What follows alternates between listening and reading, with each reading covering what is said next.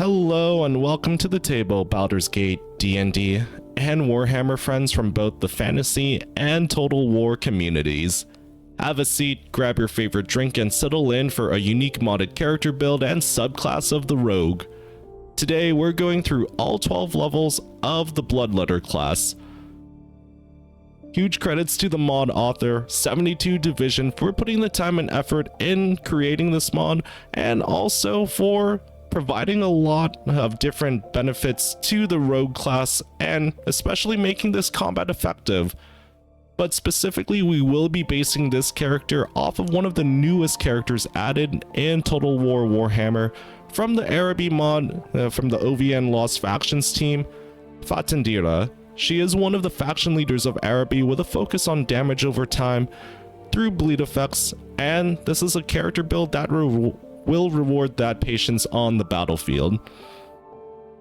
Here's the description of the modded class as 72 Division says.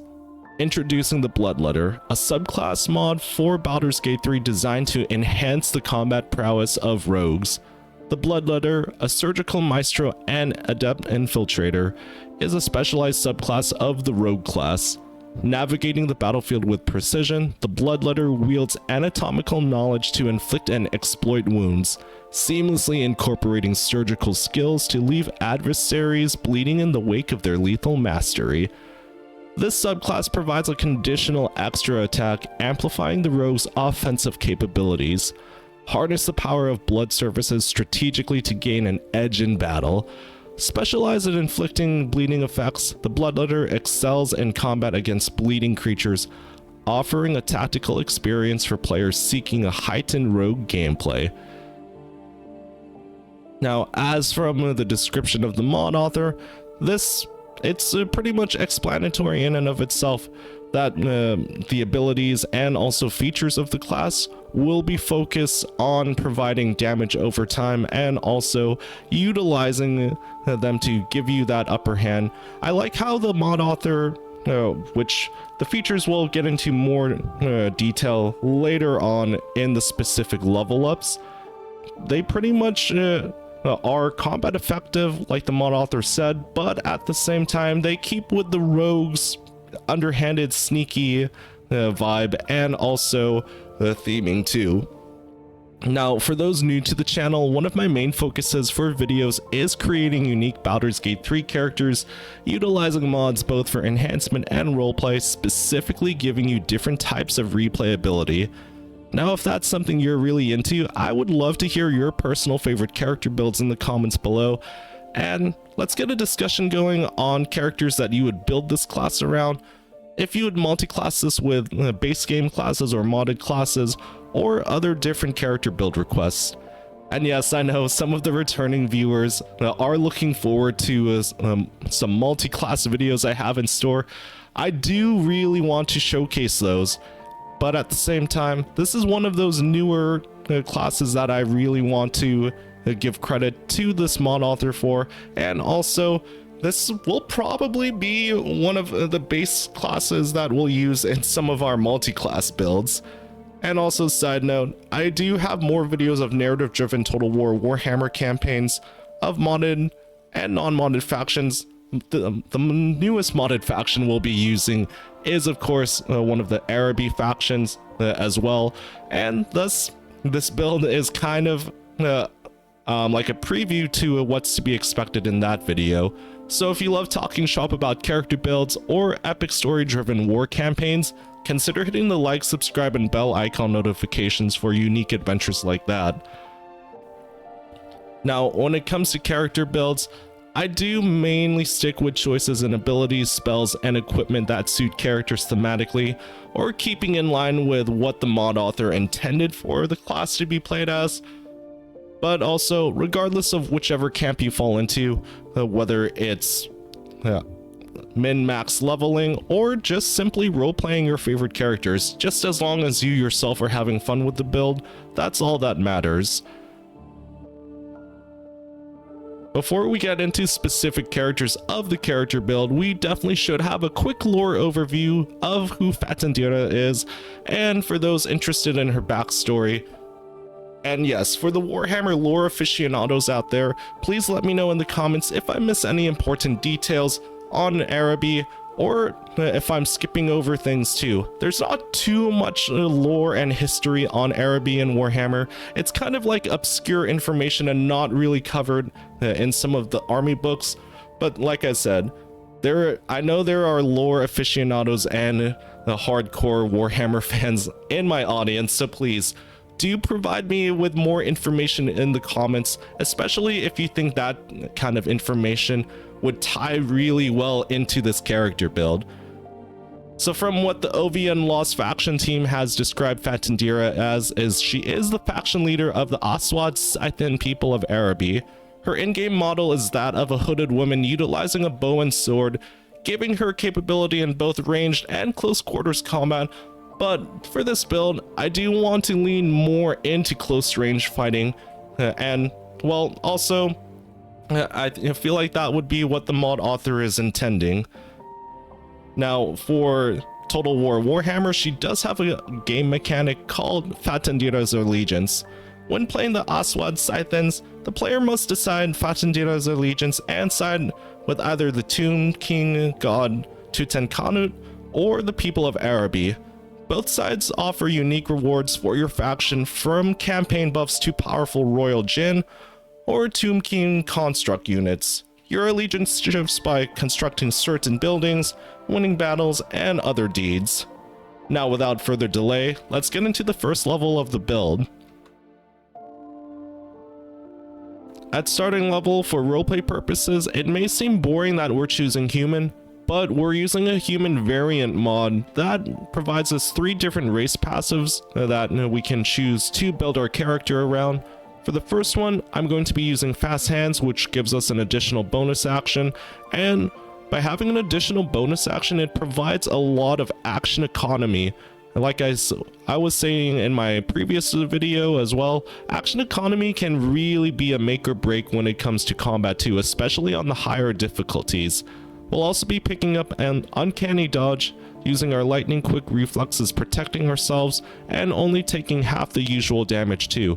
This is going to be incredibly useful for this character because of the fact that we're not going to be super tanky and we're investing more of our points into dex and also damage output too. Now, when it comes to the last one, we'll be picking up the blade itself. Mastery of the blade allows you to ignore resistance to slashing damage, so some of the more heavily armored enemies who do have slashing damage resistance, it's going to be ignored with this ability here too, and thus our combat playstyle will be effective too. When it comes to background, I decided to go with criminal because of the fact that honestly, deception and stealth are going to be very useful skills for us as an assassin, or assassin as it's pronounced in Arabic. Now, when it comes to ability point output, I'm going to be dumping all of our, well, most of our points into dexterity, as the scimitars and finesse weapons that we'll be utilizing with Fatindira will be reliant more so on that than strength. Strength is going to be something we'll be taking away from. Intelligence we'll leave at 10. Constitution we'll put at a respectable 14, giving us a +2 to health. But this is going to be an odd choice. Most of our points are going to be dumped into wisdom, and I'll be explaining that more in detail, but one of the key features of this class relies on wisdom, and specifically the medicine skill proficiency too, which we'll be utilizing for bloodletting and of course causing that damage over time. So with points in wisdom and also putting more points in this specific skill, we'll raise it to a +6. Our other main skills being acrobatics at a +7, sleight of hand +5, stealth +5, deception +2, performance +2, and persuasion at a respectable +2. Level 2, it's just the standard actions of a rogue, gaining hide, dash, and disengage, and level 3 is when the main features of the class really kick in.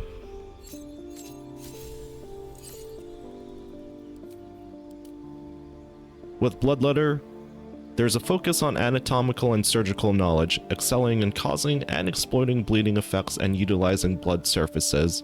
With the subclass feature, Anatomist, we gain advantage on attack rolls when your target is bleeding and gain proficiency bonus with medicine. We also gain Crimson Blink, traverse to any available blood surface, movement can't be executed when threatened, and with Bloodletting, we intentionally draw blood from a target.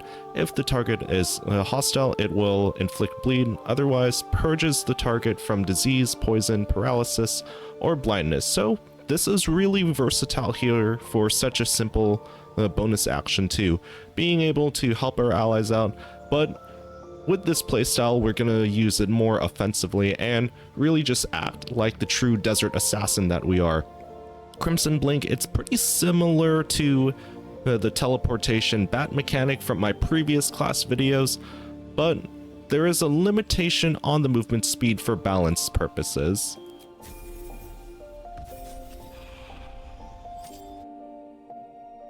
At level 4, we gain the class action of Sanguinary Projection, throws a blood jar onto a targeted surface creating a blood-covered area, and creatures within the space become wet.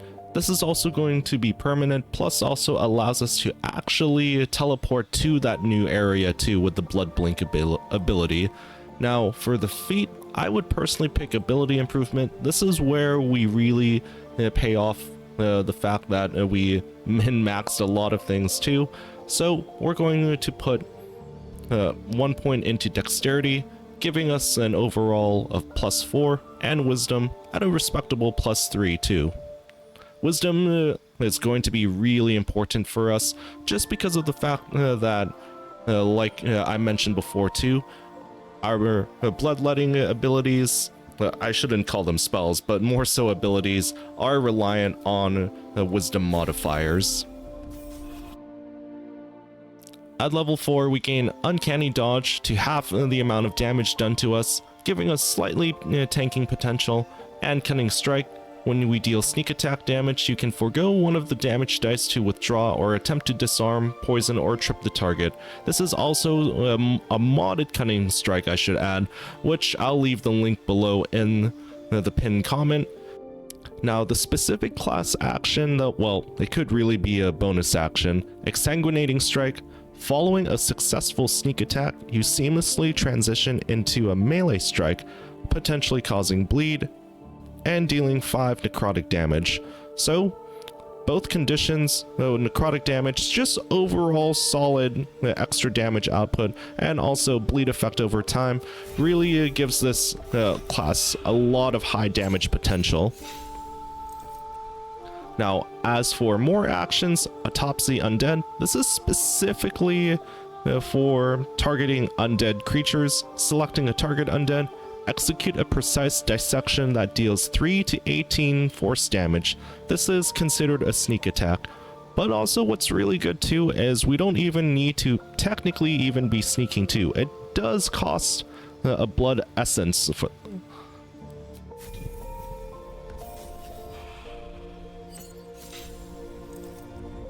Level 7, we just gain the class action of Evasion. Agility lets you dodge out of the way of certain spells.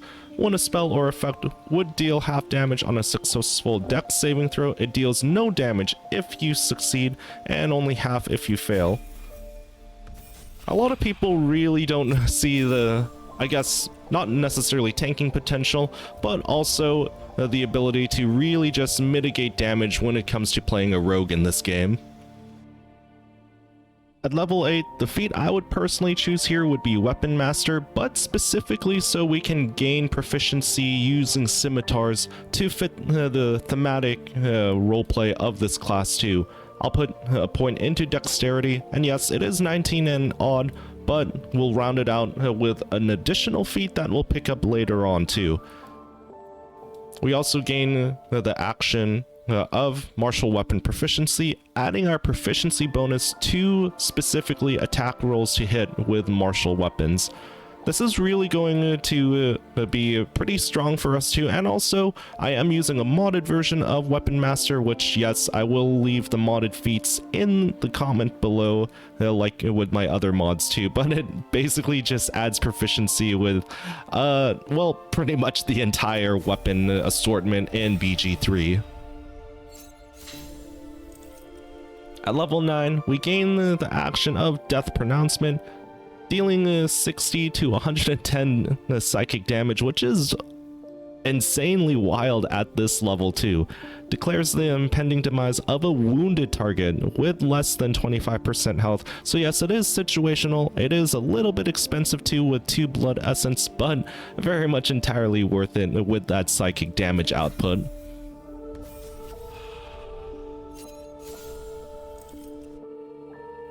At level 10, the feat that I would pick here is, yes, a modded feat called Slasher. Learn where to cut to have the greatest results, maximizing, in our case, dex by 1 to a max of 20. Once per turn, when you hit a creature with a melee attack that deals slashing damage, reduce the speed of the target by 10 feet until the start of your next turn. Also, when you score a critical hit with a melee attack that deals slashing damage to a creature, target has disadvantage on all attack rolls. So this is essentially adding more debilitating effects to our enemies besides bleed too. Come to think of it now, this is more so like a harassing kind of playstyle too. At level 11, we gain Reliable Talent. When you make an ability check with a skill you are proficient in, the lowest result you can roll is a 10.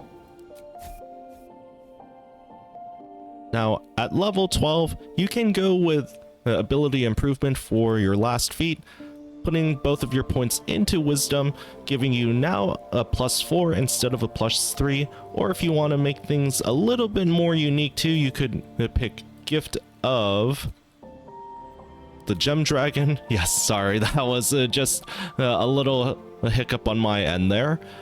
But when you take damage from a creature within 3 meters of you, you can use your reaction to deal force damage. And yes, this is a reaction to attempt to push the creature away. It is nice to get that extra amount of damage output, but also, because I really want to lean into the bloodletting abilities of this class, I am sticking with ability improvement and just leaning into Wisdom to top things off. Right, friends, the combination of equipment and weapons is going to be odd choices here, but I decided to pick them for thematic purposes and also because, well, admittedly, I do like the aesthetic of them. They kind of give off the look of a desert princess or Prince of Persia-esque feel, but also they are useful too with some of their effects. The headpiece, Scabby Pugilist, weapon and unarmed attacks deal additional 2 damage when surrounded by 2 or more foes. This is a good little crowd control item. Opulent Cape. Yes, some of these are modded items too. I just decided to add a few of these in just to provide a little bit more variety and also mixing things up with these class builds. But also, please do let me know in the comments below if you want to see more of these modded items or specifically sticking with more vanilla based items. No right or wrong answer. I just want to hear your thoughts and opinions and of course feedback too. The Arcane Enchantment, gain a +1 bonus to spell save DC and spell attack rolls. Brighter than the sun. Light emanates from the ruffles of this cloak. A creature that damages the wearer within 2 meters may become encased in fairy fire, so it's a good anti-invisibility spell for certain enemies. Swifter than the wind. You feel soft winds at your back. Movement speed is increased by 3 meters, giving us mobility, and also we gain Vicious Mockery. For psychic damage, the main piece here, another modded item, Adventurer's Gear, low cut with banded belts, +2 bonus to dex saving throws and checks. We also can't be frightened and can't be afflicted with other emotionally altering conditions, and a +3 to our armor class overall. Harper Gloves, these are a modded item that I personally really like the look of, and with 2 weapon fighting, when you make an attack with your offhand weapon, add our ability modifier to the damage of the attack, saving us a feat slot there. If the wearer heals a poison creature, it is no longer poison. That's an oddly specific one, but also useful nonetheless. Linebreaker boots. These are the kinds of footwear that I personally would really like with Adrenaline Rush. Once per turn, when you dash, you gain Wrath for 2 turns. Wrath being an increase at +1 bonus to damage with melee weapons. So this adds mobility and also encourages a very aggressive rush tactics playstyle too. For the jewelry, Surgeon's Subjugation Amulet, paralyzing critical. Once per long rest, when scoring a critical hit on a humanoid, the wearer can paralyze the target for 2 turns, adding a little bit of not risk reward, but just overall reward to us landing those critical hits. Create undead.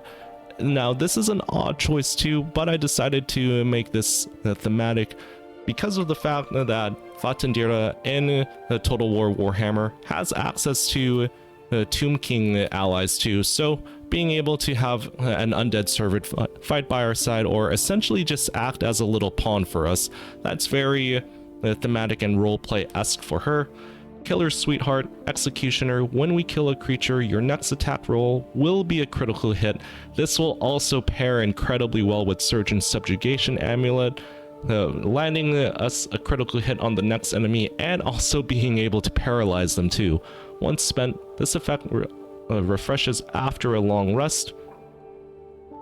Now, as for the 2 weapons here, they are modded weapons scimitars, and yes, they are modded, but also fairly balanced in my personal opinion too, with some pretty cool unique enchantments and effects.